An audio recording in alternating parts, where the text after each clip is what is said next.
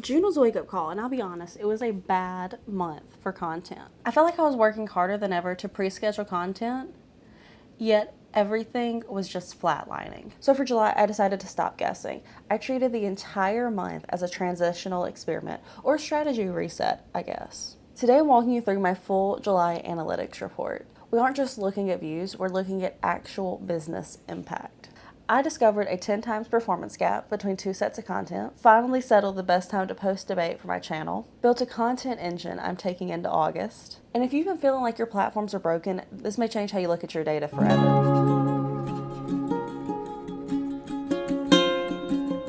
Let's start with the biggest aha moment. I thought I was being efficient by taking clips from these long form YouTube videos, chopping them up, and posting them across Instagram, TikTok, and YouTube Shorts. Because at the very least, it's getting this content out for the masses. Plus, it saves a little bit of time. Well, the data says it was actually kind of costing me growth. In July, my native shorts, which are the ones that I filmed specifically for this format, averaged 187 views. My YouTube clips, they averaged 19. It's almost a 10 times difference. That data was really only for YouTube Shorts. My TikTok didn't really care about the difference between natively filmed TikToks versus these YouTube clips. They did tend to get lower views, but there wasn't that big of a change between just normal TikToks and YouTube clips. But YouTube and Instagram, they were practically screaming at me. Native videos on Instagram got 2.6 times the reach. The lesson here is clear. The viewers want a complete story, not scrap or just random clips from a much longer video. The clip often starts out too slow or references things the viewer hasn't seen yet because they're only seeing that one clip rather than multiple. From now on, I'm cutting out the YouTube clips entirely from my posting schedule, not even continuing to post them on TikTok. I'm focusing on native storytelling, and the YouTube videos aren't going to stay away from my content forever. I'm actually working on a different format to bring more viewership, hopefully, to these videos rather than just the clips that I was previously posting. The most common question every creator asks, especially when you're first starting out, is what time should I post? And in my mind, I was wrong for a very long time until I've just started testing things out the last few months.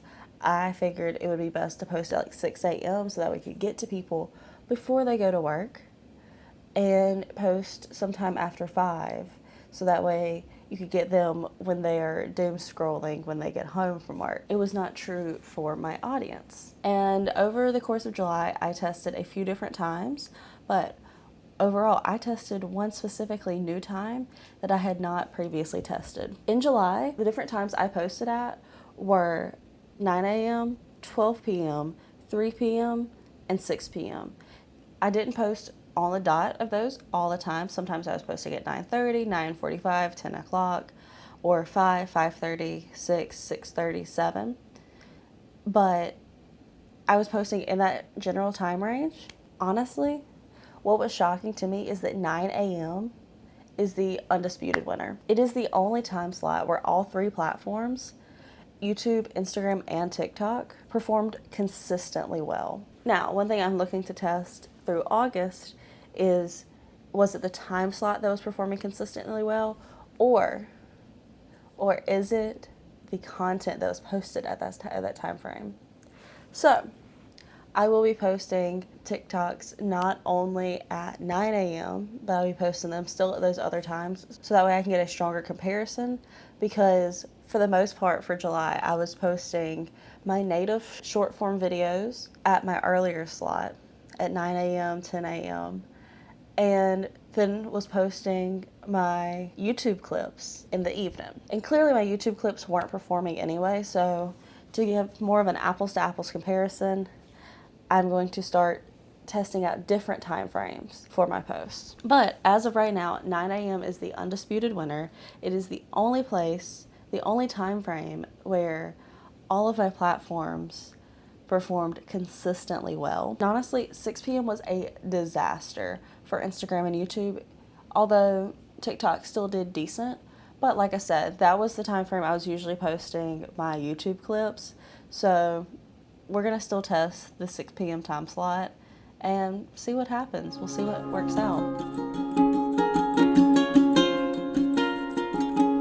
To grow the BM Edit into a sustainable art business, I can't just post whatever I want. I need a repeatable system, so that way I know what I'm posting, when it needs to be posted, and that way it can have some recurring series for my viewers. So I've broken my content into 4 tiers, into what drives connection versus drives sales. First, 50% is art and stories. This is the foundation.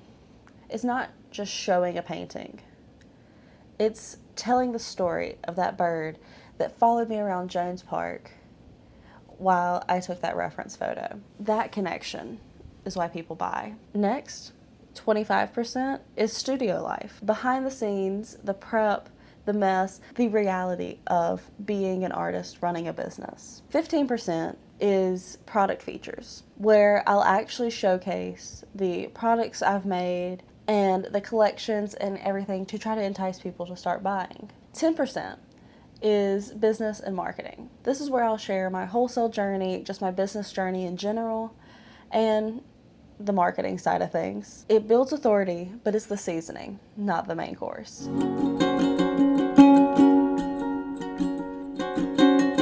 I'm officially retiring views as my primary metric, and if you're building a business or a content channel or anything like that, views are just the top of the funnel. Starting this month, I'm using a weighted scorecard. Now, Brooke, what does that mean? Retention and watch percentage are now 30% of my grade. Shares and saves, those were 35% combined because they show long-term value and future reach. And the most important business metric follows.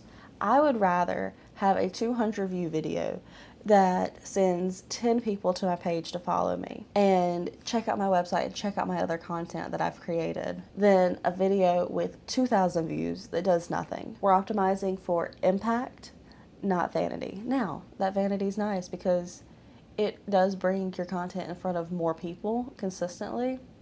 However, that vanity does nothing to help you in the long run. And that is the piece of the pie that I'm trying to get more okay with as I build my journey through this.